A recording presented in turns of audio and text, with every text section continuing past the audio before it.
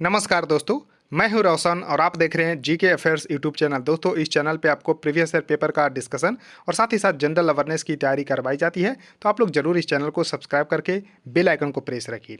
दोस्तों, UP PCS में हम आरओ एआरओ का पेपर डिस्कस कर रहे हैं 20 सितंबर 2020 का। तो दोस्तों, इसका पार्ट सेकंड है। इससे पहले एक पार्ट हम इसका अपलोड कर चुके हैं, तो उसको जरूर देख लीजिएगा। और भी पेपर हम डिस्कस करेंगे, तो उसको भी जरूर देखिएगा। देखिए, जीके जीएस में महारत हासिल करना चाहते हैं तो ये सीरीज हमारा जरूर फॉलो कर सकते हैं, जीके जीएस का रामबन।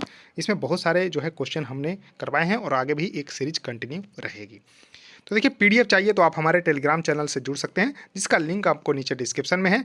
और आपके पास कोई भी एग्जाम का क्वेश्चन पेपर होता है तो gkafairs25@gmail.com पर भेज सकते हैं, ताकि उसको भी हम यहाँ पर डिस्कस कर सकते हैं। अब देखिए, क्वेश्चन नंबर 16 है कि 3 chambered heart is found in, यानी कि 3 कक्षीय हृदय जो है किसमें पाया जाता है। तो देखिए, सबसे पहले आपको यहाँ पर आंसर बताता हूँ। तो देखिए, उभयचर यानी कि दैट इज एम्फीबियन। एम्फीबियन क्या होता है? जो कि थल और जल दोनों में रहते हैं, तो उभयचर होते हैं। उसमें जो है 3 कक्ष होते हैं। जी हाँ, 3 कक्ष होते हैं, इसको जरूर ध्यान रख लेना है। अब देखिए, यहाँ पर 3 चैम्बर जो होते हैं, तो इसमें क्या होता है। अब देखिए, सरीसृप वर्ग में भी 3 यहाँ पर होते हैं। अब देखिए, जो 4 यहाँ पर चैम्बर होते हैं मैमल्स और बर्ड में, जैसे आदमी में, जैसे मनुष्य में 4 चैम्बर होते हैं। ध्यान रखना है, 2 आलिंद और 2 निलय। 2 आलिंद और 2 निलय होते हैं, इसको भी जरूर ध्यान रखना है। जबकि मछली जो कि कॉर्डेटा फाइलम का है, कई बार पूछा गया है कि मछली जो है वो किस समूह का है, तो कॉर्डेटा। जी हाँ, कॉर्डेटा समूह का है मछली, और इसमें 2 चैम्बर होते हैं। जी हाँ, मछली में 2 चैम्बर होते हैं, एक आलिंद और एक निलय। जबकि मैमल्स और पक्षी में 4 चैम्बर होते हैं, 2 आलिंद और 2 निलय। सरीसृप में क्या होता है, यानी कि रेप्टाइल्स में, और यहाँ पर एम्फीबियंस में 3 चैम्बर्स होते हैं। तो यहाँ पर करेक्ट उत्तर इसका सी सही हो जाएगा। उसका देखिए, नेक्स्ट क्वेश्चन है कि हल्दी घाटी के युद्ध में महाराणा प्रताप के अलावा राजपूत सेना के प्रधान सेनापति कौन थे। जी हाँ, तो हल्दी घाटी के युद्ध सबसे पहले पता होना चाहिए कि हल्दी घाटी का युद्ध जो है कब लड़ा गया था। तो 18 जून, जी हाँ, 18 जून 1576 को हल्दी घाटी का युद्ध लड़ा गया था। किसके किसके बीच में? तो महाराणा प्रताप और जो अकबर की सेना को लीड कर रहे थे, मान सिंह। जी हाँ, मान सिंह यानी कि अकबर की सेना और महाराणा प्रताप के बीच में हल्दी घाटी का युद्ध हुआ था 18 जून 1576 में, जिसमें महाराणा प्रताप के अलावा राजपूत सेना का प्रधान सेनापति थे, तो यहाँ पर हकीम सुर। तो करेक्ट उत्तर इसका बी सही होगा। जी हाँ, हकीम सुर इसका सही उत्तर होगा। अब देखिए, नेक्स्ट क्वेश्चन है कि भारत में अंग्रेजों की सफलता और फ्रांसीसियों की विफलता के कारण जो है कौन से इसमें सही है। यानी कि अंग्रेज देखिए यहाँ पर बहुत सालों तक, यहाँ पर लगभग 200 सालों तक यहाँ पर राज्य किया, और जबकि फ्रांसीसियों को उतनी सफलता नहीं मिली, तो इसके कारण जो है कौन सा सही है।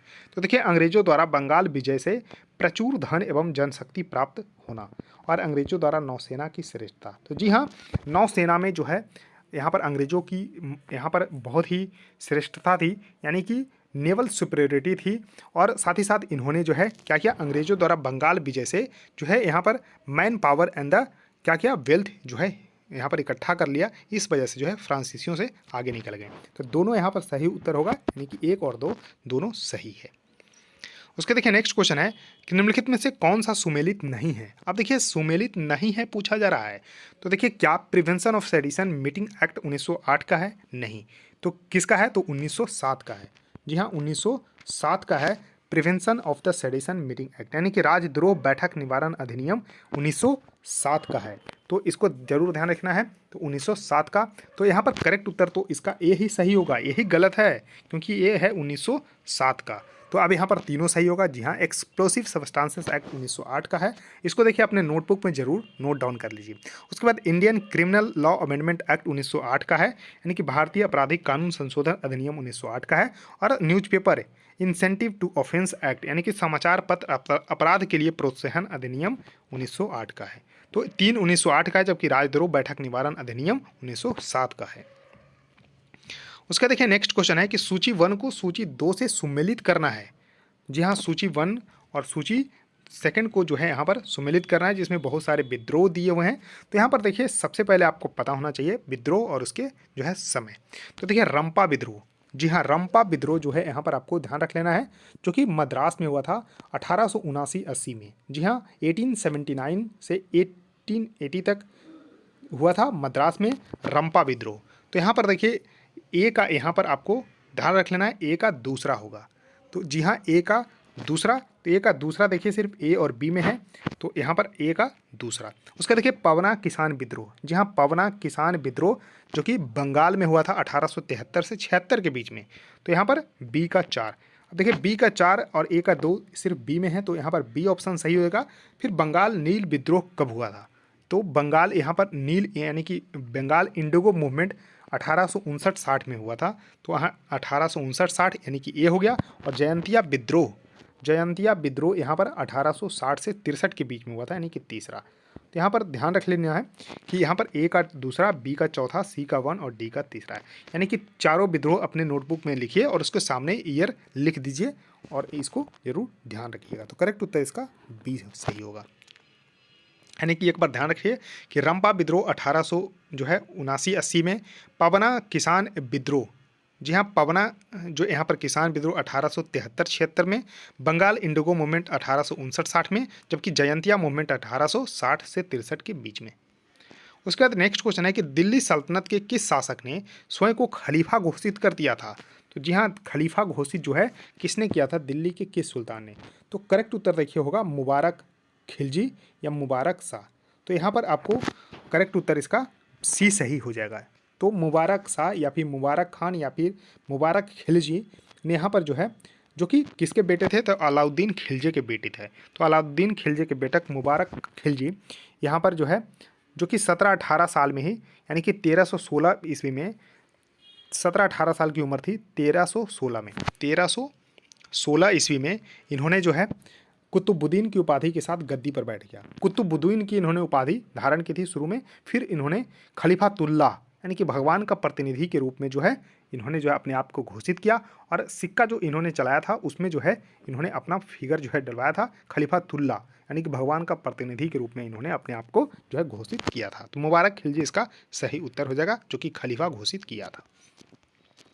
अब देखिए निम्नलिखित में से कौन सा भारतीय राष्ट्रीय सेना यानी कि आज़ाद हिंद फौज से संबंधित नहीं थे, तो नहीं पूछा जा रहा है। तो यहाँ पर देखिए सबसे पहले आपको पता होना चाहिए कि आज़ाद हिंद फौज की गठन 1942 ईस्वी में सुभाष चंद्र बोस और उनके कुछ साथियों के द्वारा की गई थी। तो यहाँ पर देखिए राशिद अली थे, शाहनवाज थे, पीके सहगल भी थे, लेकिन बीसी दत्ता नहीं थे। तो बीसी दत्ता इसका सही उत्तर हो जाएगा।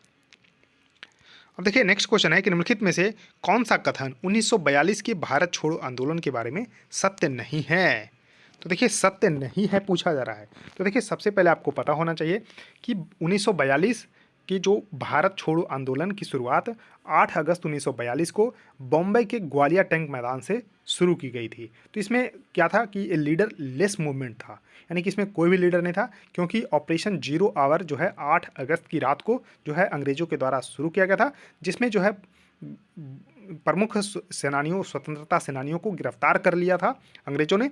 तो इस वजह से जो है लीडर लेस मूवमेंट हो गया था। 8 अगस्त 1942 के दिन शुरू किया गया था बॉम्बे के ग्वालियर टैंक मैदान से। तो इसका नेतृत्व जो है महात्मा गांधी ने ही किया था। तो ये तो सही है। कांग्रेस को अवैध संस्था घोषित कर दिया गया था, ये भी सही है। तो देखिए यह एक स्वतः स्फूर्त आंदोलन था। It was a spontaneous movement, ये भी सही है। क्या एक अहिंसक आंदोलन था? नहीं। क्या ये एक हिंसक आंदोलन बन गया था? यानी कि गांधी जी ने इसी में जो है करो या मरो का नारा दिए थे। तो इस वजह से एक अहिंसक जो है आंदोलन, यहाँ पर अहिंसक आंदोलन नहीं थे, जो कि हिंसक आंदोलन थे। तो करेक्ट उत्तर इसका सी होगा, यही एक गलत स्टेटमेंट है। उसके देखिए नेक्स्ट क्वेश्चन है कि निम्नलिखित में से किस अधिनियम द्वारा भारत परिषद को समाप्त कर दिया गया? That is a Indian council जो है जिसको हटा दिया गया, तो किस अधिनियम के द्वारा? तो देखिए मार्ले मिंटो सुधार 1909 का था, मॉन्टेग्यू चेम्सफोर्ड 1919 का भारत सरकार अधिनियम था। तो देखिए यहाँ पर भारत सरकार अधिनियम 1935 के द्वारा जो है यहाँ पर इंडियन काउंसिल को अबलिस्ट कर दिया गया था, यानी कि भारत परिषद को समाप्त कर दिया गया था। तो करेक्ट उत्तर दोस्तों इसका सी सही हो जाएगा, इसको जरूर ध्यान रखना है। उसका देखिए नेक्स्ट क्वेश्चन है कि निम्नलिखित घटनाओं पर विचार करें और उन्हें कालानुक्रमिक क्रम में व्यवस्थित करें। That is a chronological order में इसको जो है आपको रखना है। तो देखिए आपको ध्यान रखना है कि क्रिप्स प्रस्ताव, जो क्रिप्स प्रस्ताव आया था दोस्तों मार्च 1942 में आया था स्टैफर्ड क्रिप्स के नेतृत्व में। तो मार्च 1942 इसको जो है 1942 कर दीजिए। फिर अगस्त ऑफर यहाँ पर कब आया था, तो 1940 में, अगस्त 1940 में।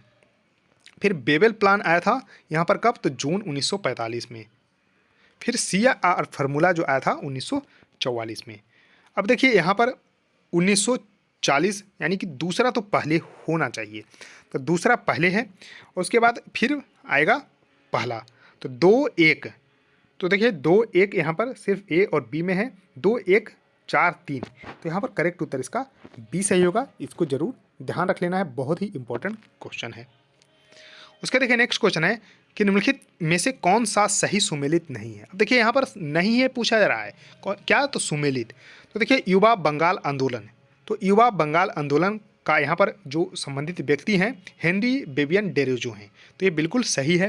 उसके देखिए बहिष्कृत हितकारिणी सभा ज्योतिबा फुले हैं, नहीं। बहिष्कृत हितकारिणी सभा जो है शुरू किया गया था डॉक्टर भीमराव अंबेडकर के द्वारा 1924 में। तो यहाँ पर देखिए यही सुमेलित नहीं है, तो बहिष्कृत हितकारिणी सभा की शुरुआत 1924 ईस्वी में डॉक्टर BR अम्बेडकर के द्वारा जो है शुरू किया गया था।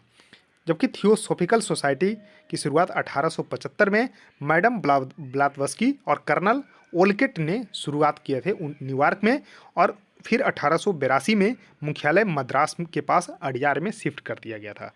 तो यानी कि थियोसॉफिकल सोसाइटी की स्थापना जो है 1875 में कर्नल ओलकेट और मैडम ब्लात्वस्की के द्वारा शुरू किया गया था 1875 में, फिर 1882 में इसका मुख्यालय मद्रास के अडियार में कर दिया गया था।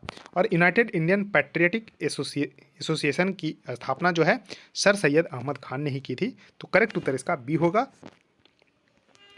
उसका देखिए नेक्स्ट क्वेश्चन है कि निम्नलिखित में से कौन सा सही सुमेलित नहीं है। तो देखिए सही सुमेलित नहीं है, तो यहाँ पर फसल और खरपतवार से रिलेटेड है।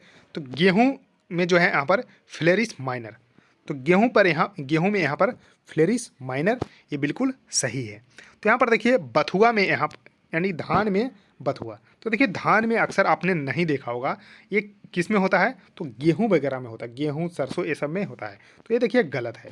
तो यहाँ पर गेहूं में यहाँ पर फ्लेरिस माइनर होता है, और गेहूं में ही यहाँ पर बथुआ जो है बीट्स यानी कि खरपतवार उगते हैं।